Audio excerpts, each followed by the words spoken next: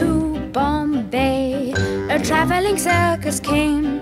They brought an intelligent elephant, and Nellie was her name. One dark night, she slipped her iron chain, and off she ran to Hindustan and was never seen again.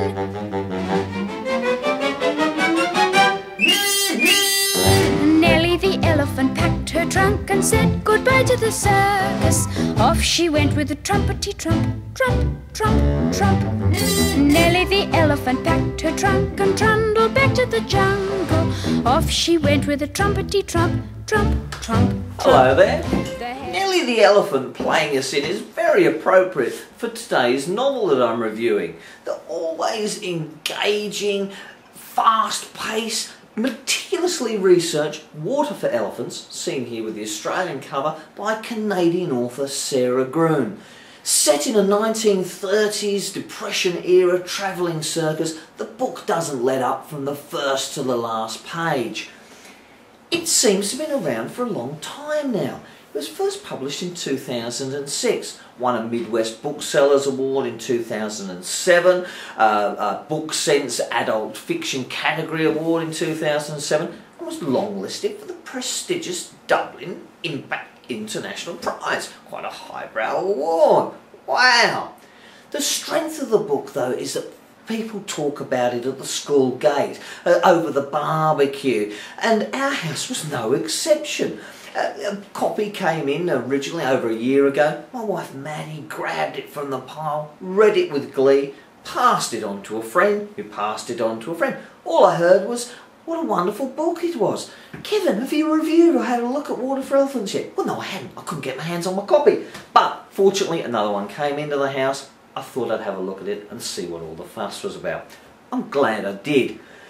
Sarah Gruen got the idea for the book from an article in the Chicago Tribune about a 1930s photographer, Edward J. Kelty. Now, Edward was a smart guy. He built a camera which could take beautiful 12-inch by 24-inch grainy shots, and he loved the circus. The detail was enough to get Sarah Gruen's creative juices flowing.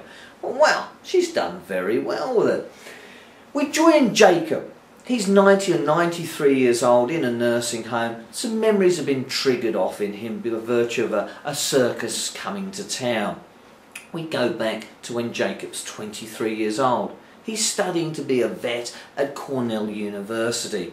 Tragically, both his parents are killed in a car accident. They die bankrupt. Jacob has nothing. He wanders off literally into the night in despair. He hops a boxcar. This is a great device by Sarah Gruen because, of course, it's so evocative of the era, isn't it? You know, a trailer for sale or rent, room to let 50 cents. Well, I'm not going to make idle, but you get the picture. He lands smack bang in the middle of a circus troupe, of a second-rate Benzini Brothers circus of the era, a tatty outfit, if you like. By virtue of his veterinarian skills, he quickly finds a place in the pecking order and the rigid caste system of the circus, where the performers are the kings and queens and the workers and everyone else underneath are second and third class citizens. The characters, of course, are all larger than life. The freaks, the sideshows, the owner of the circus, Uncle Al, himself an abusive man, has a particular panache for red lighting people. This apparently is to throw somebody off a train, throw them off a train in the middle of the night because he doesn't want to pay their wages. Well, a bit of a metaphor for some of the actions, I guess, of our financial institutions in the Western world at this time. Won't go there, though. Other characters such as Walter the dwarf, or a little person we'd say these days, or Kinko he's known as also, actually lends a great atmospheric background to the main characters and the circus itself.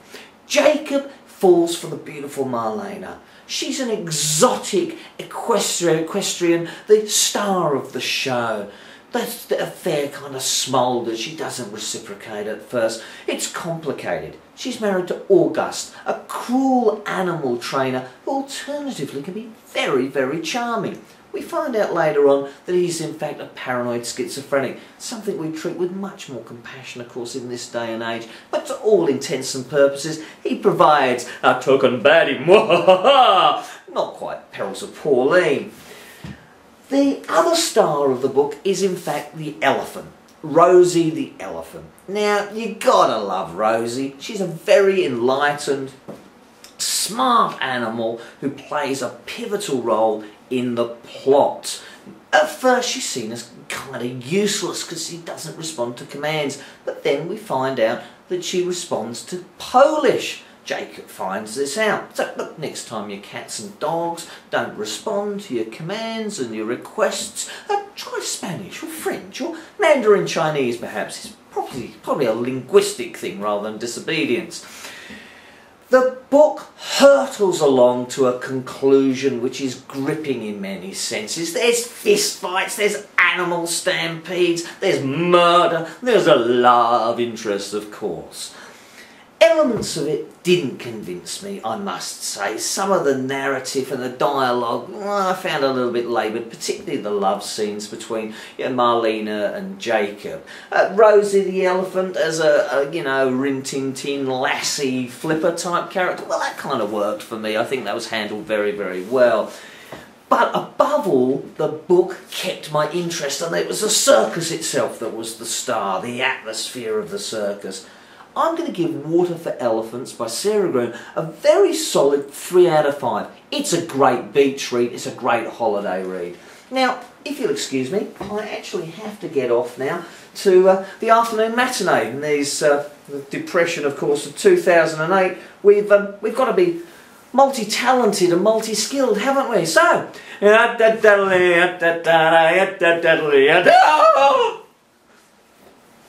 I think the kids will go for that, don't you? My name's Kevin Parker of www.bookawardsonline.com and Amazon Associate. Enjoy. See you next time. Night by night, she danced to the circus band. When Nellie was leading the big parade, she looked so proud and grand. No more tricks for Nellie to perform. They taught her how to take a bow when she took the crowd by storm. Nellie the elephant packed her trunk and said goodbye to the circus. Off she went with a trumpety trump, trump, trump, trump. Nellie the elephant packed her trunk and trundled back to the jungle. Off she went with a trumpety trump, trump, trump, trump. The head of the herd was calling far, far away. They met one night in the silver light on the road to Mandalay. So Nellie the elephant packed her trunk and said